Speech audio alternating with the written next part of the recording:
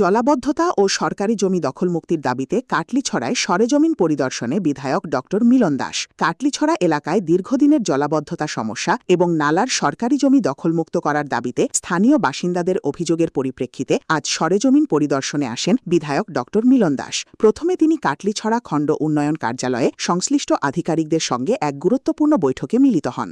বৈঠকে এলাকার জলাবদ্ধতার কারণ, জল নিষ্কাশন ব্যবস্থার বর্তমান অবস্থা এবং নালার জমিতে অবৈধ দখল সংক্রান্ত বিষয় নিয়ে বিস্তারিত আলোচনা হয়। এরপর বিধায়ক কাটলিছড়ার বিভিন্ন জলাবদ্ধতা কবলিত এলাকা পরিদর্শন করেন। যে সমস্ত স্থানে কৃত্রিম বন্যার মতো পরিস্থিতি সৃষ্টি হচ্ছে সেসব জায়গা তিনি নিজে ঘুরে দেখেন এবং জমা জলের কারণে সাধারণ মানুষের ভোগান্তি প্রত্যক্ষ করেন। স্থানীয় বাসিন্দাদের সঙ্গে কথা বলে তাদের সমস্যার কথাও শোনেন তিনি। পরিদর্শন শেষে বিধায়ক আশ্বস্ত করে জানান যে জল নিষ্কাশনের জন্য দ্রুত ও কার্যকর পদক্ষেপ গ্রহণ করা হবে। পাশাপাশি নালার জমি ও অন্যান্য সরকারি জমিতে যেসব অবৈধ দখল রয়েছে সেগুলি চিহ্নিত করে সরকারি জমি পুনরুত্থানের লক্ষ্যে শীঘ্রই উচ্ছেদ অভিযান পরিচালনা করা হবে। তিনি স্পষ্ট ভাষায় বলেন, সরকারি জমি দখল করে কিংবা জল চলাচলের স্বাভাবিক পথে বাধা সৃষ্টি করে এলাকার জলাবদ্ধতা ও কৃত্রিম বন্যার কারণ হলে উচ্ছেদ অনিবার্য।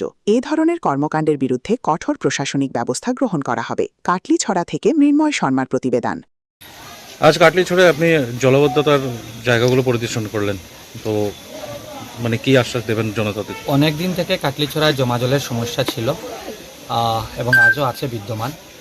সেই জমা জল সমস্যা সমাধানের জন্য আমরা আজকে সার্কুল অফিসে প্রথম একটা বৈঠকে মিলিত হই। সেখানে আমাদের যারা এখানে রাঙ্গাবাগ এবং কাটলিছড়া জিপি যারা পিআরআই মেম্বার ছিলেন তারা উপস্থিত ছিলেন, বিডিও কাটলিছড়া ছিলেন, সার্কুল অফিসার ছিলেন এবং সার্কুলের অন্যান্য স্টাফরা ছিলেন। সম্মিলিতভাবে আমরা বৈঠক শেষ হওয়ার পর যে জায়গাগুলো রয়েছে জমা জলের সমস্যা সেই জায়গাগুলো পরিদর্শন করি এবং পরিদর্শনের পর আমরা কিছু সিদ্ধান্ত নিয়েছি।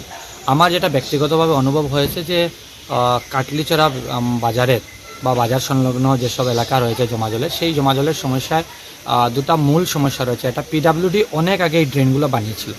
এই বানানোর পর থেকে আজ অবধি সেই ড্রেনগুলো কোনো দিনই ক্লিনিংয়ের কাজ হয়নি। তো প্রথম এটা ক্লিনিংয়ের কাজ করতে হবে এবং দ্বিতীয়ত পেঁচাচড়া যে নালায় অনেক জল টানার ক্ষমতা রয়েছে এবং এটা বড় আউটলেট, এই নালা সম্পূর্ণরূপে দখল রয়েছে। এই নালা দখলমুক্ত করার প্রয়োজন রয়েছে।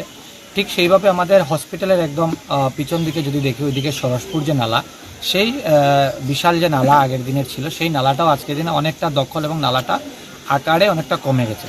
সেই জন্য আজকে আমরা সম্পূর্ণ পরিদর্শনের পর যেটা সিদ্ধান্ত নিয়েছি, আগামীকালকে পিডাব্লিউডির যারা ইঞ্জিনিয়ার, টেকনিক্যাল স্টাফ এবং এখানে পিআরআই মেম্বার এবং সার্কুল অফিস থেকে স্টাফ জয়েন্টলি থাকবেন। যেগুলো পিডাব্লিউডির ড্রেন রয়েছে সেগুলো ড্রেনের আগামীকালকে সার্ভের কাজ হবে এবং তারপর তারা নিজের মেকানিজম লাগিয়ে এই ড্রেনগুলো ক্লিনিংয়ের কাজ করবে। পেঁচাচড়া যেহেতু দখল রয়েছে, দখলমুক্ত করতে হবে, সেই জন্য আগামী 16 তারিখে সার্কুল অফিসে একটা যাদের বাড়ির পাশ দিয়ে নালা গিয়েছে তাদেরকে কল করা হয়েছে, একটা মিটিং ডাকা হয়েছে। সেখানে সবাই মিলে আমরা সিদ্ধান্ত নিব যারা দখল করেছে তারা যাতে নিজে থেকে সেই জায়গা দখলমুক্ত করে।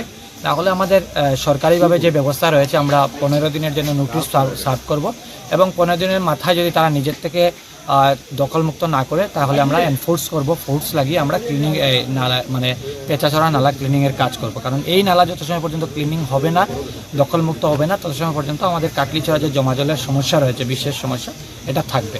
আগামী সোমবারে আরও একটা কাজ হবে। সরসপুর যে আমরা বৃহত্তর একটা নালা রয়েছে আমাদের হসপিটাল পিছন দিক থেকে আমাদের আলেকজান্ডারপুর হয়ে লতাকান্দি হয়ে আমাদের একদম রামচন্ডী পর্যন্ত বিস্তৃত যে বিশাল নালা, এই নালাটার সার্ভের কাজ আগামী সোমবার থেকে শুরু হবে। এই সার্ভেতে জয়েন্টলি সার্কুল অফিসারের স্টাফ, পাটোয়ারি, জিআরএস এবং পিআরআই মেম্বাররা থাকবে।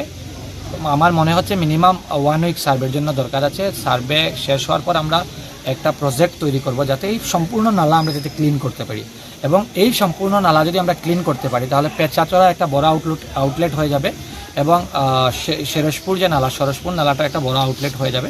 আর তারপর যেগুলো কানেক্টিং ড্রেন রয়েছে সেই ড্রেনগুলো কিছু ব্লকেজ রয়েছে, সেই ব্লকেজের কাজগুলো ইতিমধ্যে আমরা শুরু করব এবং আমরা পার্মানেন্টলি চাইছি with a joint effort of public, the circle, the BDO and from my side আমরা একটা জয়েন্ট এফোর্ট করছি যাতে জমা জলের কাটলিছড়ার সমস্যাটা সমাধান করতে পারি।